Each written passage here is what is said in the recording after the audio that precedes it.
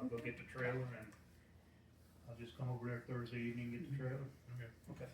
No, you So can we all hire set to head people out to move stuff Friday too. morning? What? Okay, You can hire All right. people to move Yeah. stuff too. let's It's not learn. hurting us. Okay. Alright, so now on to the more important stuff. Chapter 26 is where we are going to go this evening.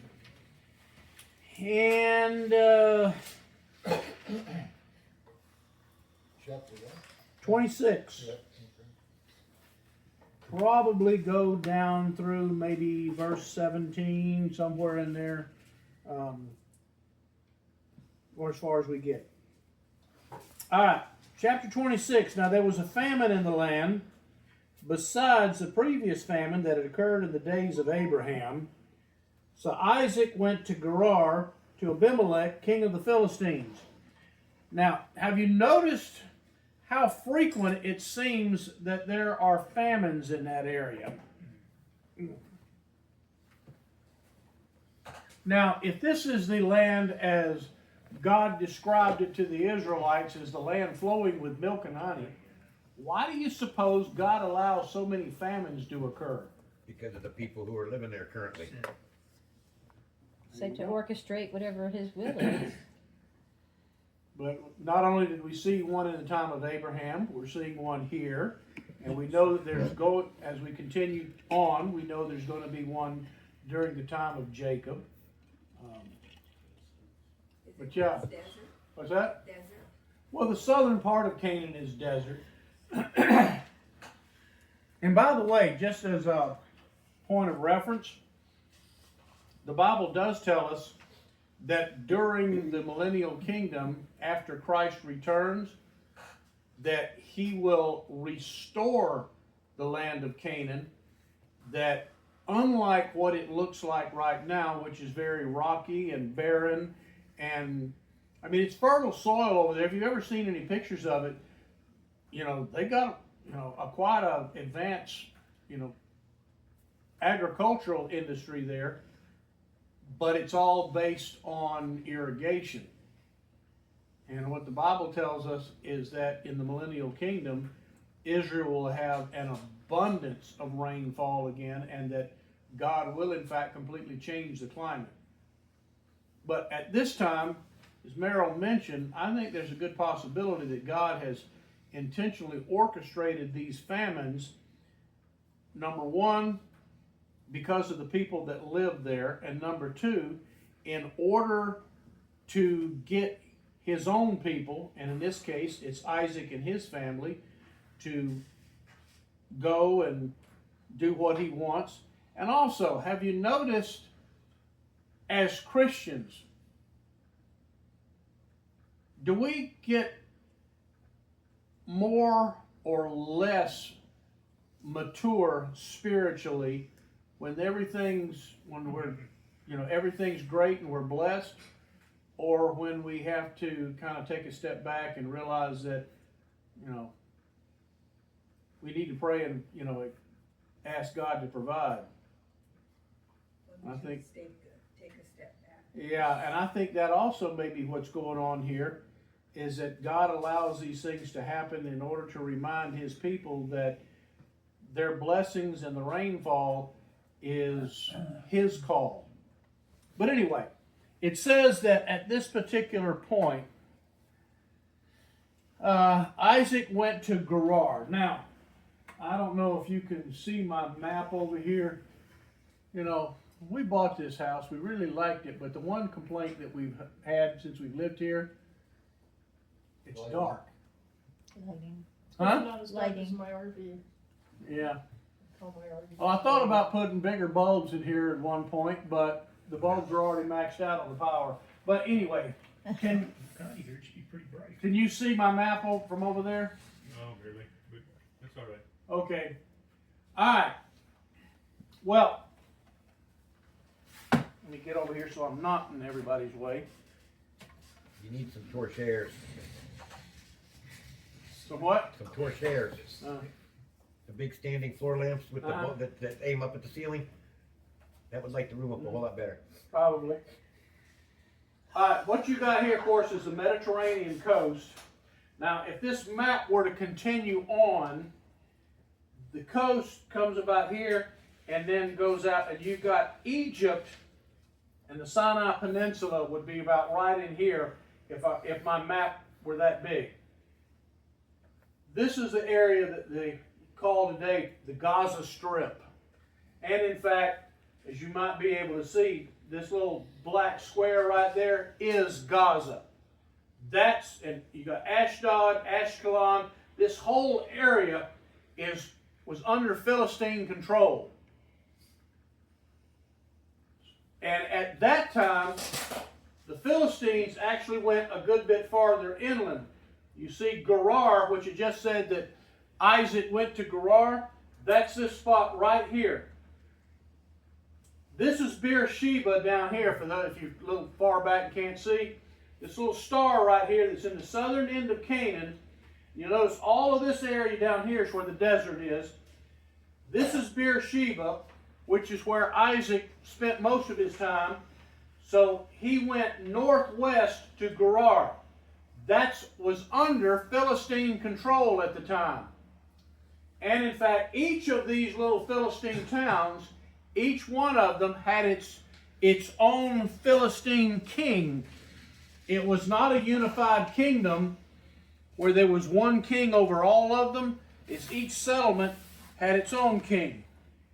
So you can see that what happened at this point, Isaac went about, maybe 20, 25 miles to the northwest to the next town over where the Philistines were, because Philistines had food and water.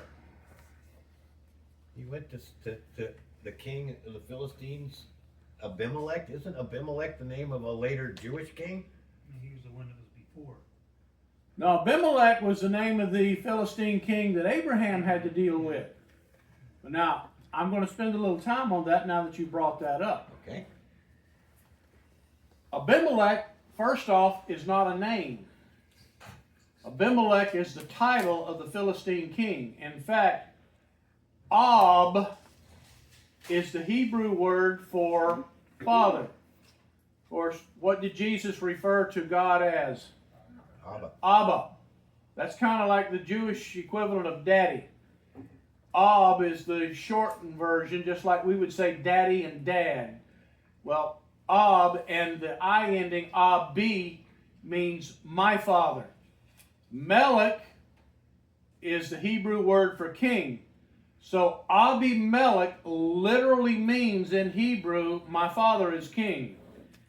So Abimelech or Abimelech, that's not the guy's name. That's the title. Just like, for example, the Egyptian king.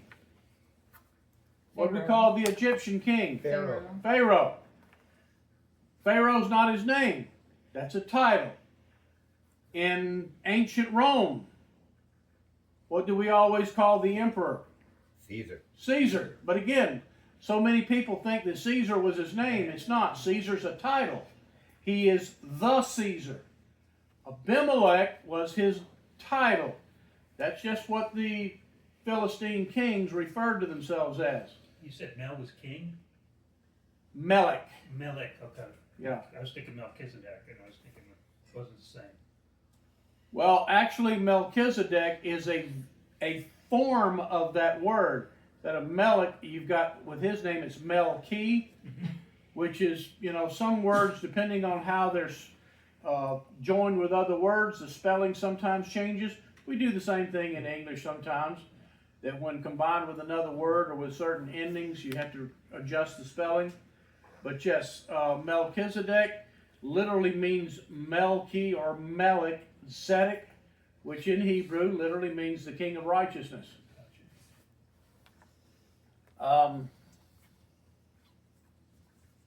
Now, I go through all this folderol for this reason. If you read through this and you take this as a name, it seems as though we're talking about the same guy that Abraham had some dealings with a generation earlier. Now, with Abraham, what happened that kind of got Abraham in trouble with Abimelech during his time? He lied to him about Sister. Sarai. Yeah, he lied to them, and Abimelech took his wife to be part of his harem, and it got the whole, nation of them sick. And God came to Abimelech in a dream and revealed to him what was going on. And he got so mad at Abraham, he basically said, "Get out and don't come back." And frankly, I can't say that I blame the man. Well, whether this is the same guy or possibly his son who has now ascended the throne, we have absolutely no way of knowing. Because again, it's not his name, it's a title. He's just, like in Egypt, he's the Pharaoh. If that was his name, he'd live a long time. That's the point. Keeps popping up. Because as we continue on, we'll find that from Abraham's dealings with Abimelech to now, it doesn't say this, at this point, but as we continue reading, you can fit enough of the puzzle together to come to the conclusion from one Abimelech to the next was 60 years. Yeah, we're just going to say 60 or 70. It was 60 years. At least 60. Which in the lifespan at the time could have been the same guy if the first Abimelech had ascended the throne As a child. as a young man. In all likelihood, this Abimelech is probably the son of the guy that Abraham had dealings with. But whether it's the same guy or a son, do you think there's a good possibility that he would have at least been familiar with or have heard the story about the previous dealings with Abraham and what happened when Abraham showed up? Oh, when the entire nation got sick and then God appeared to the king in a dream, yeah, that would have been a story they'd have recorded in their royal records, and definitely would have been passed on to the next one. And that's important to keep in mind at this point, that reason. It says, "So Isaac went to Gerar to Abimelech, king of the Philistines, and the Lord appeared to him and said, 'Do not go down to Egypt.'" Now, appeared to him, not Abimelech this time. It's talking about appeared to Isaac. "Do not go down to Egypt. Stay in the land of which I shall tell you. Sojourn in this land, and I will be with you and bless you. For to you and to your descendants I will give you all these lands, and I will establish the oath which I swore to your father Abraham." Now, notice, he at this point is in Philistine territory over here in Gerar. He is there. Now, why would he go there? There's a famine in the land. Where did Abraham go when the famine came? Egypt. He went to Egypt. Now, the reason he would have not gone from Beersheba this way is all of this area is a desert wilderness. You only go there if you want to die. You go this way toward the coast and then follow the coast down. That's how he would have gone during the famine, probably on his way to Egypt, but yet would have gone northwest to Gerar, probably stopped there because, well, if he's traveling with several hundred head of cattle and sheep, he's probably going to stop and let his, water his animals, give his flock some time to graze for a while before he goes on to the next, step of his journey. While he's there, God appears to him and said, "Don't go to Egypt. Stay here." But now here's the key. Even today, what do we know about all this land over here? It's been in the news just about every day for the Famine. well, not just famine, but who's controlling all that? Pagans. Yeah, Hamas and well, I was about to say Philistines, the so-called Palestinians. By the way, that term Palestinian, look in your history books. Prior to about, I'd say 70 or 80 years ago, you won't find any reference to any such thing as a Palestinian. It was the British who deemed it the Palestine Protectorate Yeah. or something when they had jurisdiction over it. But anyway, here's the issue. He's now in Philistine territory, which today is under the control of the Palestinians. And what did God tell him about that area? He was going to give all of it to him. Yeah. So even this so-called Gaza Strip and the area where the Palestinians are, right here in Scripture it says, nope, it belongs to the Jews. And that is one of the reasons why the Jews and the Arabs today don't get along. The Arabs keep insisting this is our land, and the Jews say, nope, God gave it to us. And so there's going to continue to be conflict back and forth until Christ, deals with his situation. When God intervened and spoke to him, he was basically on his way to Egypt. He was on his way to Egypt. Because that's where the food was. Verse 4 says, and I will multiply your descendants as the stars of heaven. Of course, he's giving Isaac the same promise he gave Abraham.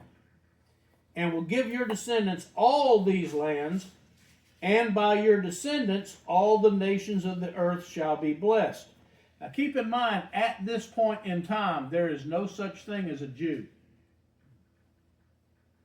We have the forefathers of those who became known as Jews, but with Abraham and Isaac, the term Jew didn't exist yet. What's that?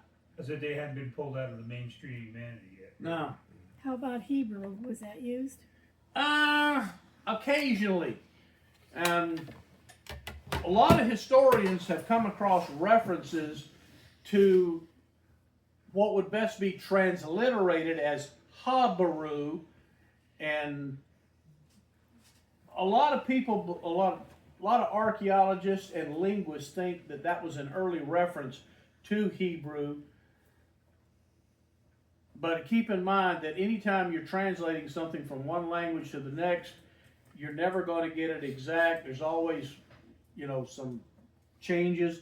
So they're not for sure that the Habaru, of which they have references in a lot of ancient manuscripts, were the Hebrews, but there's a lot of strong evidence to indicate that that might have been what became the term Hebrew later on down the line.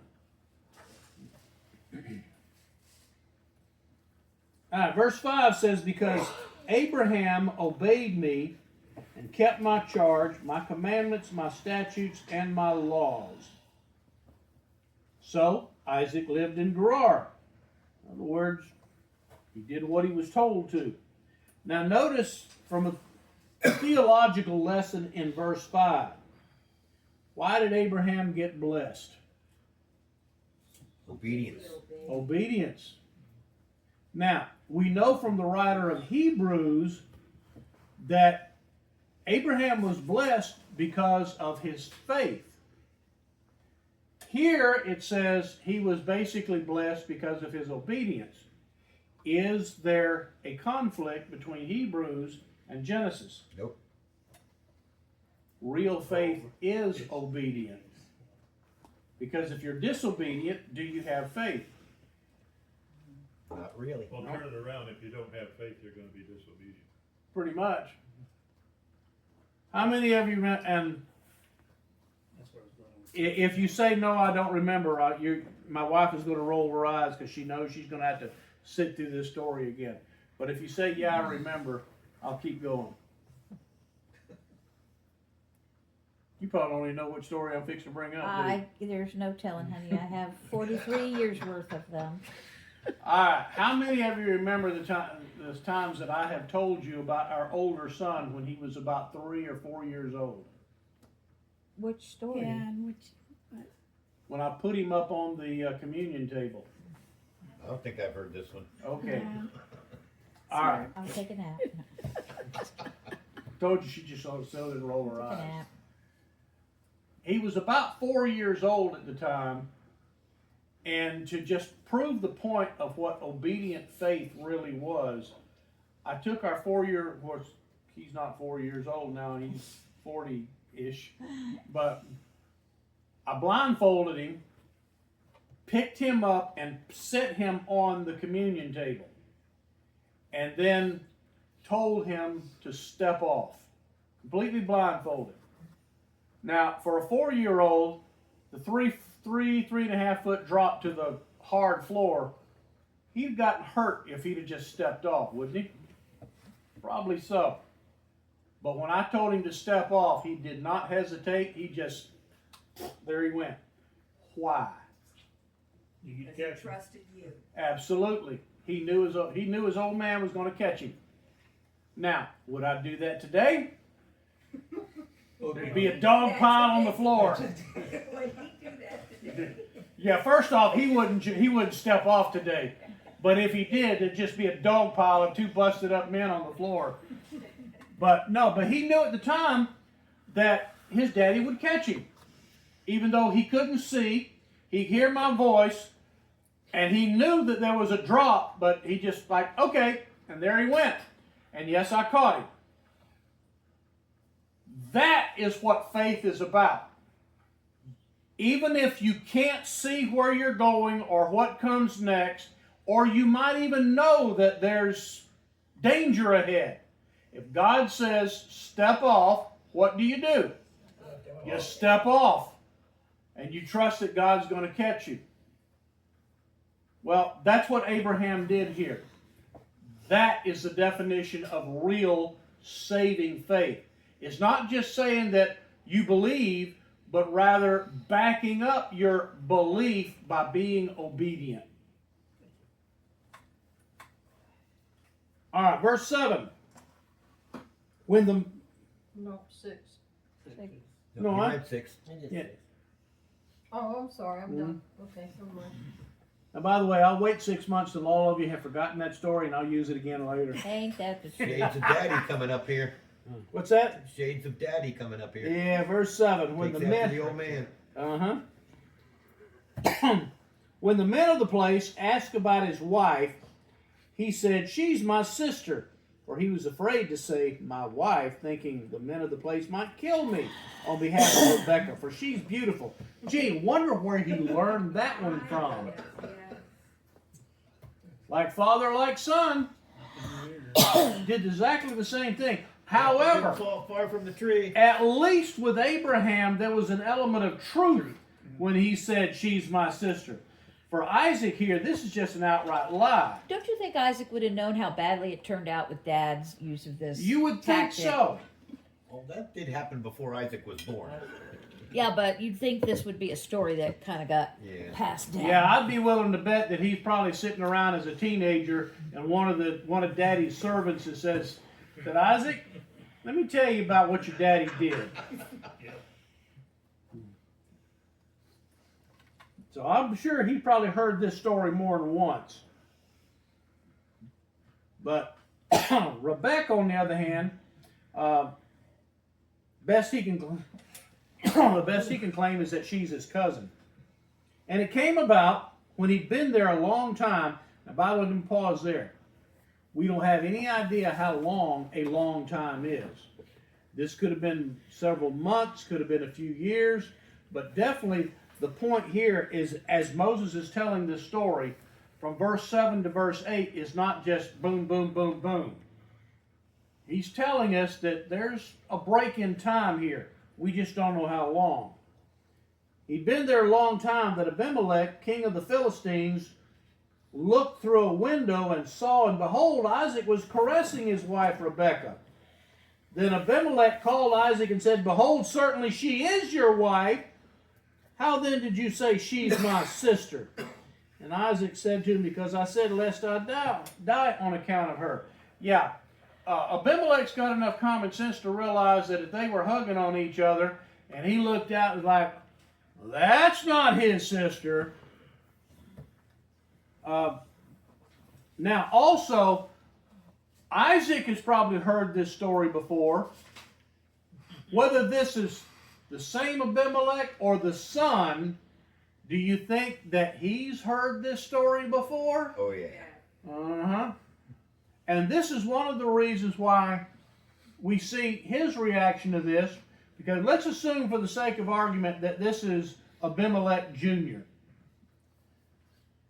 He would have known as the current king that the entire nation got sick because of what his dad did when he put Sarai into his harem. In fact, it's a good possibility that he may have been a kid at the time and could have even been old enough to have experienced this himself. In any event, he looks out and realizes that, okay, Abraham Jr. out here, who just told me, a few months ago or however long ago it was, that was his sister, he sees enough to realize that's not his sister. And what do you think goes through his head? The whole thing all over again. Deja vu. Deja vu. I've seen this before. But the difference is at this point, Abimelech Jr. has not taken Rebekah into his harem. And here's the difference. Notice that when Abimelech Sr. had done that, they all got sick. How did he know that Sarah was in fact Abraham's wife? God told him in a dream. God told him personally in a dream and said, it's because of the fact that I put a sickness on you to prevent you from sinning. Well, here, Rebekah has not been taken into Abimelech Jr.'s harem. So there's no reason to get a message from God. But he sees with his own eyes and realizes this could happen if the same sequence of events occurred during my reign. So naturally, he calls in Isaac and has an unfriendly conversation with him. Verse 10 says, and Abimelech said, what is this you have done to us? One of the people might easily have lain with your wife, and you would have brought guilt upon us. Well, what's the guilt? Notice he doesn't just say, well, the person that laid with her might have been guilty. Notice how he describes this. Guilt on all of us. On all of us. Why? Because he's either been told about or was at least old enough to remember the last time this happened. So he sees this as an affront against their entire nation. Like, you've done this, and we can't have this. So verse 11 says, Abimelech charged all the people, saying, he who touches this man or his wife shall surely be put to death. Well, here we have a rather stark response to it because, well, he knew what happened the last time. We're not taking any chances. We're not taking any chances.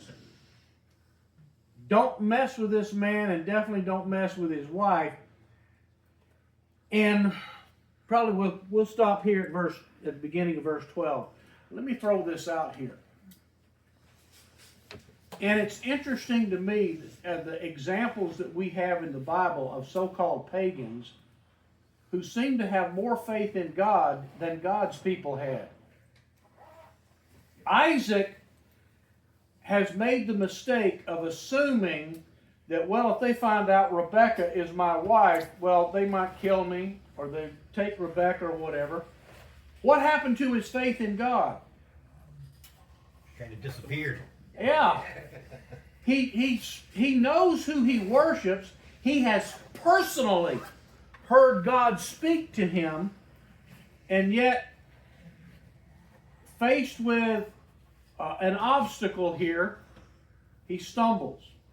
Now, Abimelech, on the other hand, we don't know at this point if they were just, outright pagans and worshiped a multitude of gods, and the Hebrew God was merely one that they might have been familiar with, or if they worshiped, Yahweh. I tend to believe, and most theologians believe, that they probably at this point were pagans, but recognized Abraham's God as merely one other God in the pantheon of all the ones that they worshiped. But here's the point. They were at least familiar enough with Abraham's God to know that his God was powerful. And Abimelech essentially expresses more faith in what God can do than what Isaac did. And Isaac is the one that believed in and worshiped the true God. But didn't Isaac kind of establish the problem that this might happen? He set it up that, oh, I gotta lie. But again, that's the whole point. Is why did he lie? Because he lacked faith that God was going to protect them. Right. So he set this up from the beginning. Yeah, it wasn't an obstacle. It was a Isaac made obstacle. Well, okay, if you want to put it that way. Yeah. A spiritual obstacle. All right. Okay, we'll pick up there on Sunday. Questions this evening? I don't have a question, but I have an update on Zach. Okay. They have limited the cause down to two possibilities. HLH being the most likely scenario. It's an autoimmune and his whole body is attacking itself. The treatment is a high dose of steroids. The treatment itself could take his life. Yeah. But the HLL would anyway. The only way to diagnose it for sure is bone marrow biopsy, and that takes 1 to 2 weeks to get results. He doesn't have that kind of time, so they've decided to go ahead and treat him for the HLH. They'll know within Gee, where have we 24 heard to this 48 before? hours. Yeah. Oh. You say he's not married? I don't think he is. I don't think they want to hear from us that they need to go get sperm because of what we went through with our kids. I'm sure they'd rather hear it from somewhere. Because our If son they're had gonna- to go on Cytoxin, If which they're going to treat left him him the sterile. same way they treated our elder son, he needs to be aware of the fact that the likelihood that within a matter of hours after they treat him with that, he ain't ever going to have a kid. Well, and it sounds to me like it's critical enough that they're thinking that it's to the point where Well, they they can't said wait for test without results. the treatment, people die even with the treatment. So, he said people do survive. It's not known. It is rare. His vitals are stable, and the pacemaker is working right now.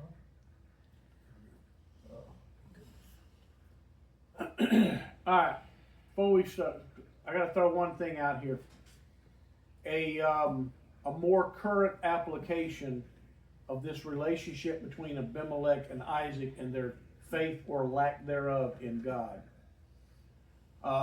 True story. The only problem is I don't remember all the specific details as exactly where this occurred, but I think it was somewhere out in the Midwest about, give or take, 30-ish years ago, that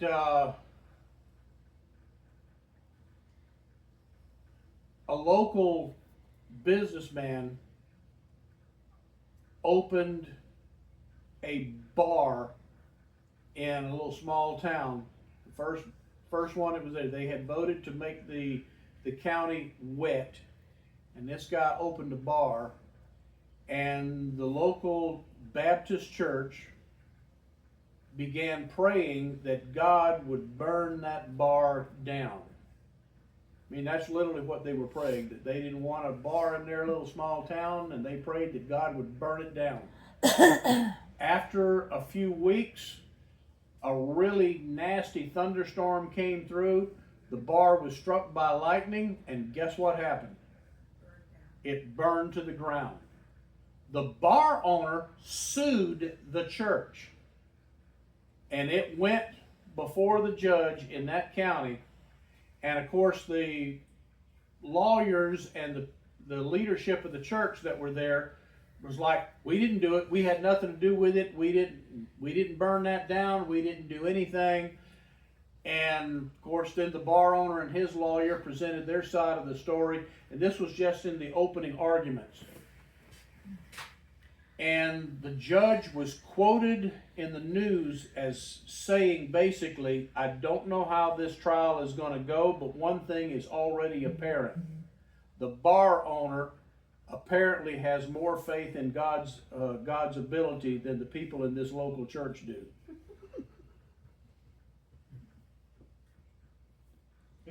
True story. Bar owner knew why it happened. Yeah, he did. They sued the wrong people. Sue the God. Don't think they were able to serve him.